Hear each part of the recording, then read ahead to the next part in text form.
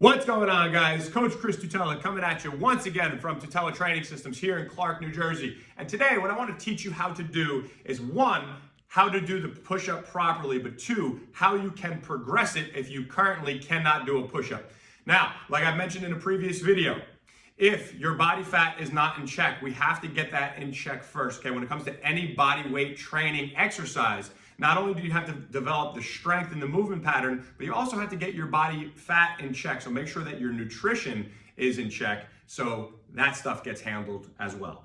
Now, what I want to show you now first is the way that you can start a push-up rather than just jumping into it and trying to get to the ground and getting sloppy with it. First, well, let's do this. Let me show you the proper mechanics first.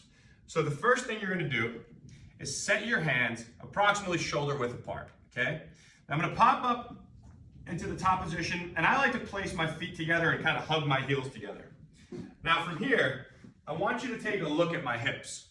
If my hips are sagging too low, I'm putting too much stress on the low back. So I want to make sure that your abs are tight and on and that you're flexing your glutes. That's going to help keep your spine and your hips in a neutral position. Now also with my hands, I don't want to just place my hands on the floor and go.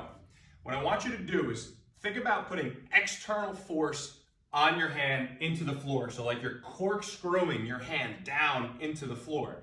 What that's going to do is draw your elbow in towards your rib cage to make this exercise way safer and more optimal for the shoulders. Okay, but it's also creating stability in your shoulders as well. Most people don't have the stability in their shoulder to do a push-up the right way. So we have to create that stability by generating torque or creating torque to give you that stability in your shoulder. Okay, so hands slightly outside of shoulder width. That's going to be dependent on you and limb length and a few other factors. From here, pop up to the push-up position. I'm going to turn my abs on. Boom. I'm going to flex my glutes now. Boom. Now watch my hands as I corkscrew them into the floor. Boom. Okay, now that's on. Now from here, I'm going to pull myself down to the ground.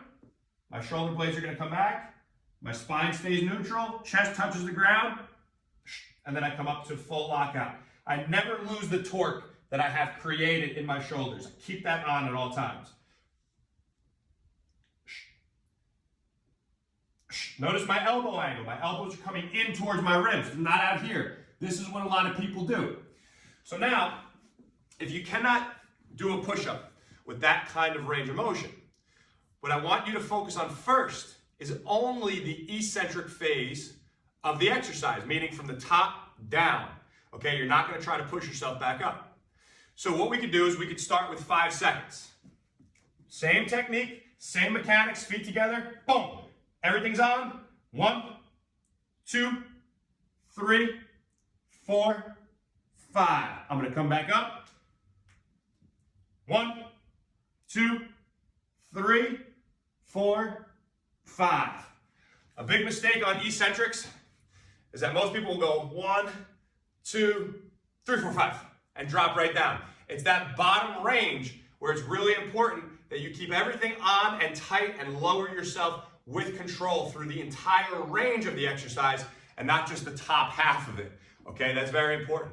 So once you can do 3 seconds, then you move for about maybe 10 reps, then you can work to 5 seconds, 5 seconds to 10 seconds, right? But you want to make some type of progression there. Once you do, and you're losing body fat, you're getting stronger, now we can progress to having a limited range of motion here. So right now I'm using a 3 board and this is a 2 board. But if you don't have one of these, you could just use a medicine ball, something to stop and limit your range of motion. You could even use a foam roller, okay? So nothing's going to change with my mechanics, okay? Feet are together, glutes are on, abs are on, hands are corkscrewed in, spine is neutral. I'm going to lower myself. Once my chest touches,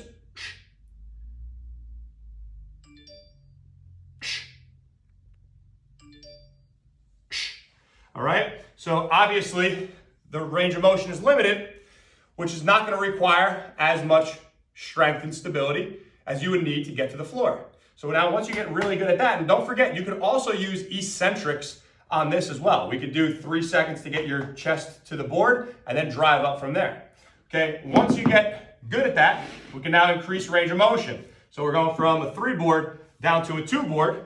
Now there's a little bit more range of motion there. Once you get good progress there, now it's time for us to go to the full range of motion.